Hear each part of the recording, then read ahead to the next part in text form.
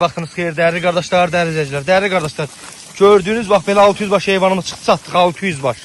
Heyvan hardasa 420-430'u bak böyle birinci, ikinci qarda xamışçəkdir.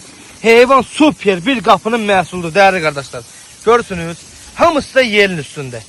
Heyvan değerli kardeşler maşınla, malla bartel olunur. Heyvan yəsində da mamet kişidir. Kim zəh vursa, desin mamet kişinin heyvana zəh vurmuşam. Tam maşallah olsun da görürsünüz qoyun nə sort qoyundur. Hamısı da birinci, ikinci qarda xamışçəkdir. Birinci, ikinci qarında. Buna bak. O her biri qoçdan seçilmir ha. Hamısı elə bir qoçdur. Buna bak, Allah bərəkət versin. Heyvan deyil, hamısı baldır, bal. Təmiz 600 başlı değerli kardeşler. Bir yüzdana doğuşur, baba değerli kardeşler, bir yüzdana doğuşur heyvan.